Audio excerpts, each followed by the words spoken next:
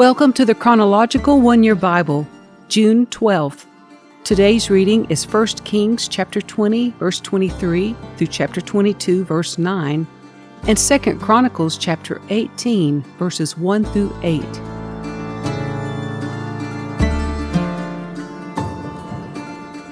After their defeat, Ben-Hadad's officers said to him, "The Israelite gods are the gods of the hills. That is why they won. But we can beat them easily on the plains. Only this time, replace the kings with field commanders. Recruit another army like the one you lost. Give us the same number of horses, chariots, and men, and we will fight against them on the plains. There's no doubt that we will beat them." So King Ben-Hadad did as they suggested. The following spring, he called up the Aramean army and marched out against Israel, this time at Aphek. Israel then mustered its army, set up supply lines, and marched out for battle. But the Israelite army looked like two little flocks of goats in comparison to the vast Aramean forces that filled the countryside. Then the man of God went to the king of Israel and said, "This is what the Lord says. The Arameans have said, 'The Lord is a God of the hills and not of the plains.' So I will defeat this vast army for you. Then you will know that I am the Lord." The two armies camped opposite each other for 7 days, and on the 7th day, the battle began. The Israelites killed 100,000 Aramean foot soldiers in one day. The rest fled into the town of Aphek, but the wall fell on them and killed another 27,000. Ben-Hadad fled into the town and hid in a secret room. Ben-Hadad's officers said to him, "Sir, we have heard that the kings of Israel are merciful. So let's humble ourselves by wearing burlap around our waists and putting ropes on our heads, and surrender to the king of Israel. Then perhaps he will let you live." So they put on burlap and ropes, and they went to the king of Israel and begged, "Your servant Ben-Hadad says, 'Please let me live.'"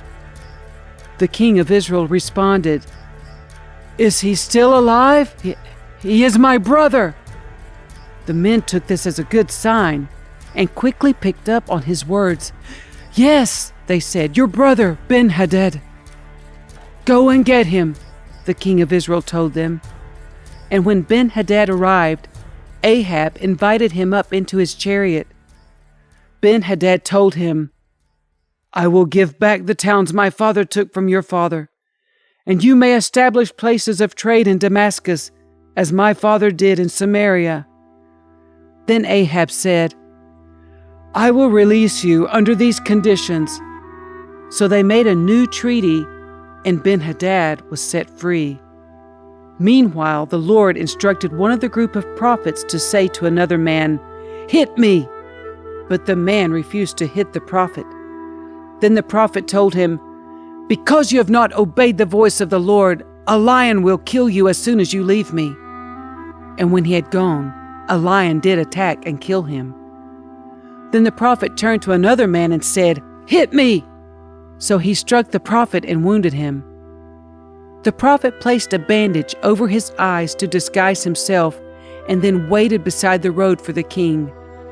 As the king passed by, the prophet called out to him, "Sir, I was in the thick of battle, and suddenly a man brought me a prisoner. He said, 'Guard this man. If for any reason he gets away, you will either die or pay a fine of 75 pounds of silver.' But while I was busy doing something else, the prisoner disappeared." "Well, it's your own fault," the king replied. "You have brought the judgment on yourself." Then the prophet quickly pulled the bandage from his eyes, and the king of Israel recognized him as one of the prophets. The prophet said to him, "This is what the Lord says, 'Because you have spared the man I said must be destroyed, now you must die in his place, and your people will die instead of his people.'" So the king of Israel went home to Samaria, angry and sullen. Now there was a man named Naboth from Jezreel, who owned a vineyard in Jezreel beside the palace of King Ahab of Samaria. One day Ahab said to Naboth, "Since your vineyard is so convenient to my palace, I would like to buy it to use as a vegetable garden. I will give you a better vineyard in exchange, or if you prefer, I will pay you for it." But Naboth replied, "The Lord forbid that I should give you the inheritance that was passed down by my ancestors." So Ahab went home angry and sullen because of Naboth's answer. The king went to bed with his face to the wall and refused to eat. "What's the matter?" his wife Jezebel asked him. "What's made you so upset that you're not eating?" "I asked Naboth to sell me his vineyard or trade it, but he refused," Ahab told her. "Are you the king of Israel or not?" Jezebel demanded. "Get up and eat something, and don't worry about it. I'll get you Naboth's vineyard." So she wrote letters in Ahab's name, sealed them with his seal, and sent them to the elders and other leaders of the town where Naboth lived. In her letters she commanded, "Call the citizens together for a time of fasting and give Naboth a place of honor. And then seat 2 scoundrels across from him who will accuse him of cursing God and the king. Then take him out and stone him to death." So the elders and other town leaders followed the instructions Jezebel had written in the letters. They called for a fast and put Naboth at a prominent place before the people.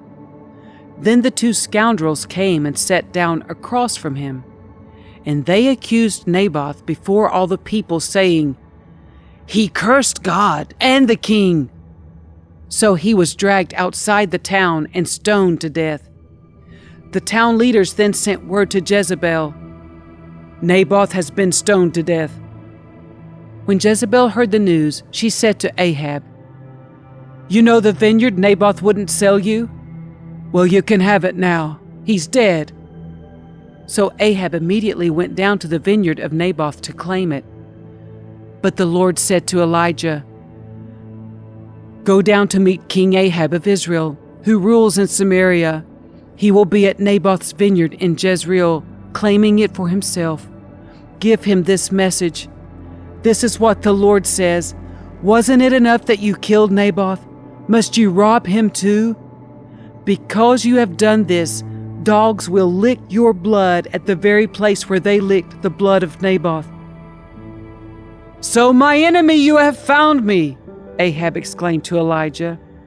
"Yes," Elijah answered, "I have come because you have sold yourself to what is evil in the Lord's sight. So now the Lord says, I will bring disaster on you and consume you.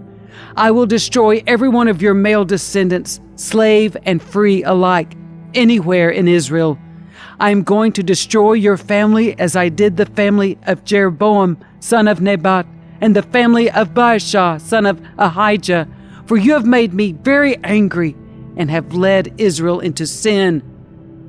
And regarding Jezebel, the Lord says, dogs will eat Jezebel's body at the plot of land in Jezreel. The members of Ahab's family who die in the city will be eaten by dogs, and those who die in the field will be eaten by vultures. No one else so completely sold himself to what was evil in the Lord's sight as Ahab did, under the influence of his wife Jezebel. His worst outrage was worshiping idols just as the Amorites had done, the people whom the Lord had driven out from the land ahead of the Israelites. But when Ahab heard this message, he tore his clothing, dressed in burlap, and fasted. He even slept in burlap and went about in deep mourning. Then another message from the Lord came to Elijah. Do you see how Ahab has humbled himself before me? Because he has done this, I will not do what I promised during his lifetime. It will happen to his sons.